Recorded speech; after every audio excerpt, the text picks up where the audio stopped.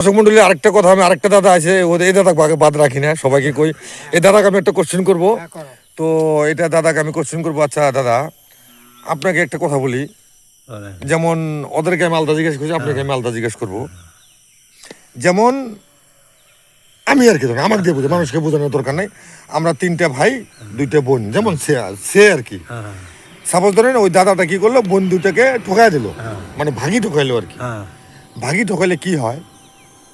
ভাগি ঠকাইলে মানে কথাটা বোঝেন নাই? ভাগ দিলেন না, তার মানে একটা বাড়িতে ধরেন 2টে ভাই 3টে বোন, ঠিক আছে? মানে সয় সম্পত্তি, ধন সম্পত্তি ওদের আছে, সবকিছু আছে, থাকা সত্ত্বেও মানে ওই ভাই 2টে কি করলো, 3টে বোনকে দুনিয়ার উপরে মানে ভাগি ঠকাই দিল। দিবে না কিছু, হয়তো ভাগ দিল ভাগ দিল না। যদি না দিলে কি হবার পায়, মানে না দিলে মানে ওইটার বিচারটা কি হবে? আপনার আপনার অন্তরে কি বলে ওটা কি হবে? ওটা কোর্ট দিলে পাইবে। আমি আপনাকে ওই কোর্টের কথাটা বলি নাই। আর এমনি তো কিছু হবে না, কোর্ট দিলে পাইবে। আমি কোর্ট দিলে দেওয়া কেবে? আপনাকে আমি ওই কথাটা বলি নাই। আপনাকে দাদা আমি এই লাইনে না, এটা দুনিয়ার লাইনে না, ওই লাইনে। তার মানে ভাগি ঠকাইলে কি হয়, মানে ভগবান বিচারটা ওইটার বিচার কিভাবে করবে? যেমন ভাগি ঠকাইলে মানে বন্ধুটাকে দিল না, ছোট ভাইকে ঠকাই দিল, মানে এরকম আছে না, সংসারের মধ্যে থাকে না? ওইটা যদি ঠকাই দেয় তাহলে মানে ওইটার বিচারটা কিভাবে হবে? ওটার বিচারে কি হবে? ওইটা ওই জমা জমির ভাগ নিবে হলে, সম্পদের ভাগ নিবে হলে না, ওইটাই করা খাবে। কোনটা? কোর্টও জমা খাবে, কোর্টে রায় দিবে। আপনি কথাটা বোঝেন নাই। তার মানে যদি ভাগ না দেয়, ওর বিচার ভাইগুলা বোনগুলা কান দিবে, খালি কাক জানাইবে? ভগবান মালিকক জানাই। হ্যাঁ। হে মালিক, হে ভগবান, হে আল্লাহ, হে খোদা, তুই বিচার করবি। এই যে আমার দাদা বা বড় ভাই হয়ে আমার মাটির ভাগ দেয় নাই, মা বাপ কি আমার থয় নাই, সবে থুয়ে দিছি, কিন্তু ভাগটা না পাইলাম, ইয়ের বিচার কি করি বাবা? এইটাই জানে। তোমাকে ওই কথাটা কইছ, যেমন তোমাকে আমি এইটা কথা বুঝ করছো যে এই যে ভাগি ঠকাইলে মানুষ কিন্তু ঠকায়, ঠকালে আর দুদিন আর কদিন, ধরো 60 বছর, 70 বছর, 80 বছর, 100 বছরও থাকিল, তারপরে না মরবে।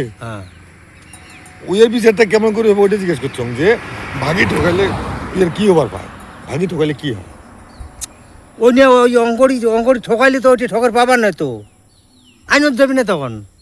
আইনের কথা কয় নাই, আইনেরটা বাদে কইছে, কইছে আইনটা বাদে কয়। দাদা এদিকে এসো। তো দর্শক মন্ডলী, হয়তো দাদার মাইন্ডে ওটা কুলাইতেছে না।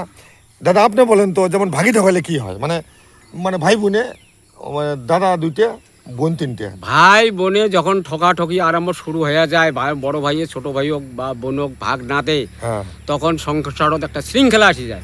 শৃঙ্খলার পরে যখন ভাই বোন কিছুতেই ভাগ পায় না, তখন ওই খালি চোখের পানি ফেলাবো আর কব বলে, ভগবান তুমি বিচার করো, হে আল্লাহ তুমি বিচার করো, হে খোদা তুমি বিচার করো, যাতে ইয়ার বিচার তুমি করো, আমার করতে পারবো না। ঠিক আছে। তো দর্শক মন্ডলী, দেখলেন হয়তো সবারই ব্রেনটা ওই রকম না হয়, মানে কারণ আমি এই পুরীর আলাপ করি নাই, মানে আলাপটা আলাদা বেলেগভাবে করছি আর কি। তো হয়তো দাদাও কথাটা বুঝছে আর কি, ঘটনাটা দাদার লাইনটা ঠিক আছে, যে আইনে গেলে পাবে। আমরা এই আইনে মানে ভগবানের আইনে কি হয়, মানে ভাগি ঠকাইলের মতো পাপ নাই, পাপ নাই এই জগতে, আর বুকের পাপ নাই। আর মানে মানে মাপনার রাস্তাও নাই, মাপের কুড়ি নিবে। ওই যদি মাপ না দেয়, ভগবান তুই মাফ করবে না, করবে? তো দর্শক মন্ডলী, কথা কয়ে খুব ভালো লাগলো আর কি, মানে দাদার সঙ্গে কথা কইলাম।